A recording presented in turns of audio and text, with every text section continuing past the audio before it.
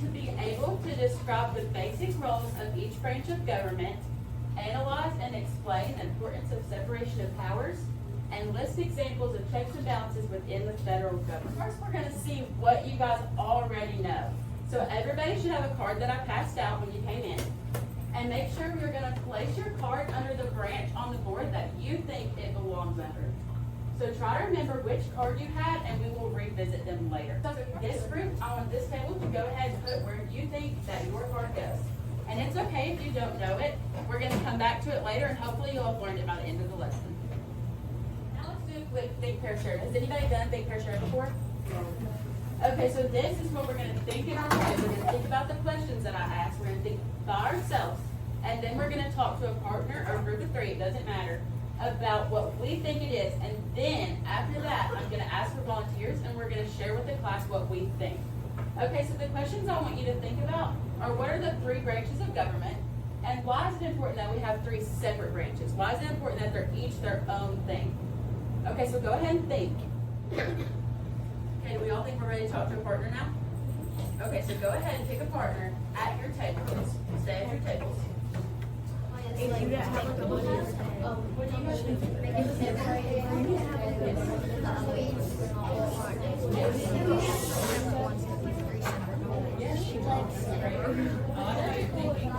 different consequences. Why do you guys think that there's three separate branches? Good job. I like how you're working together. You're doing really good. Okay, so now we're going to go over some vocabulary words to know.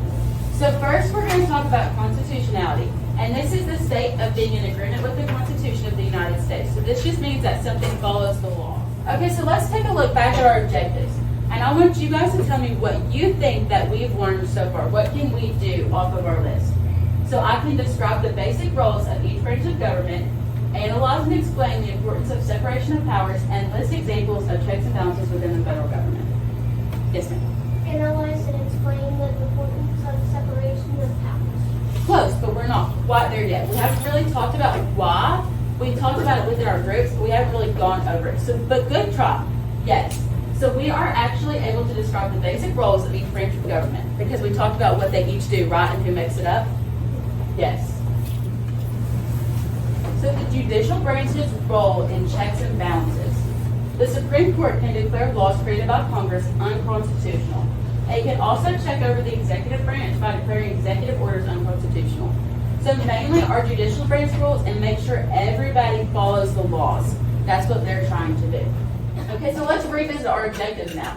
So I can describe the basic roles of each branch of government, analyze and explain the importance of separation of powers, and list examples of checks and balances within the federal government. What do you all feel like you can do off this list?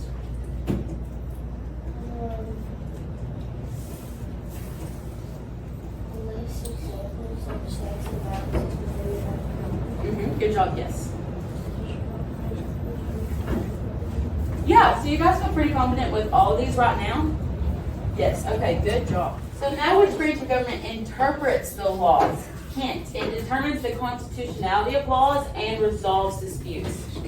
So if there's a dispute between two people or two places, they can go to this branch and they will solve it.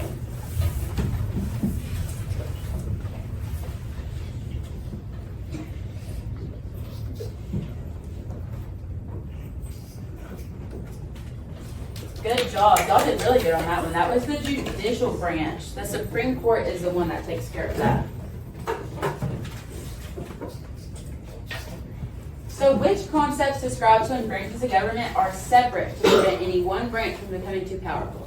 Pay close attention to that word separate. Is it constitutionality, separation of powers, checks and balances, or federal government? That one was separation of powers. Good job. I can tell y'all paid attention. So now we're going to do a little activity, and when I tell you to, we're going to get in the groups that Ms. Garrison put you in earlier, and I'm going to assign each of you to act as one of the branches of government. So each group is going to be acting as one of the branches of government. And then each group will be given a marker board. When I read a scenario, you will discuss with your group and write down whether your branch of government can claim or do not claim that power. Then we will talk about why each group chose what they did. Okay, so if you guys want to go ahead and quietly move to the groups, your 3 groups that we shared with you. Okay, so this group right here is going to be the executive branch. This is like your president, vice president that we talked about earlier. This group is going to be the legislative branch. So that's going to be your Congress, House of Representatives, and Senate. And this group is the judicial branch. You guys are going to be like the Supreme Court. Okay, so now, the state of Arizona is suing the state of California over water rights. So let's look for a few words here. What does somebody think a key word in this one is? Suing, yes, good job. That is our key word. So who would control this? Write it on your marker boards. Who do you guys think would control this? The judicial branch? You guys have it? No? Through the executive branch. You guys are like the president. Whatever you think, if you think you guys have control, you can claim. If you don't, do not claim.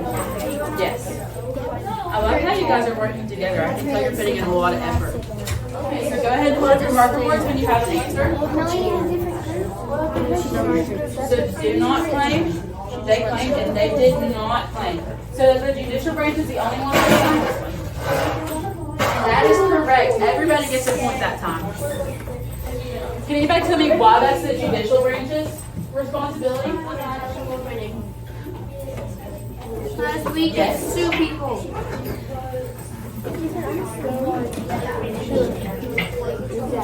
Yes, they are the court. That was really a good answer.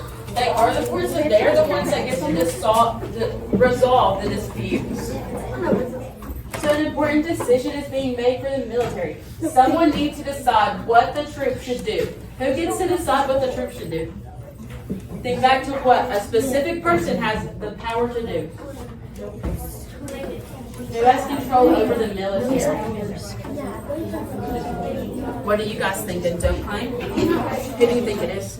I don't get You it think because the executive? they will shh, be quiet. Okay, go ahead and raise your whiteboards up when you have an answer.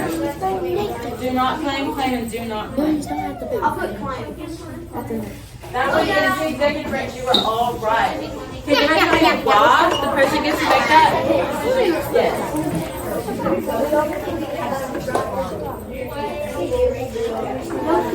Yes. Yes. Good job. Can anybody tell me what that title is we talked about earlier that the president has that makes him be able to control the military? Yeah. Does anybody remember what that was? What'd you say, chief?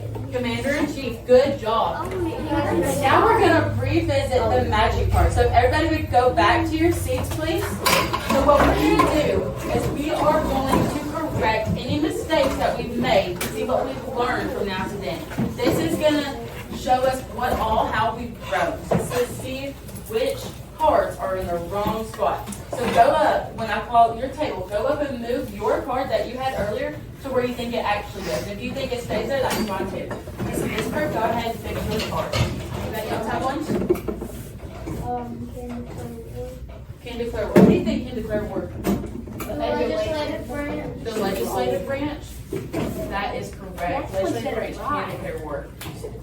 That one's going to move over here. This is correct now. Great job, you guys. You can tell you all paid attention and grew from what you knew earlier. So now if you guys don't care to fill out a quick exit slip for me. So these are going to be on your Google Classrooms, on your homeroom social studies Google Classroom. And this is going to show us how much you've learned today.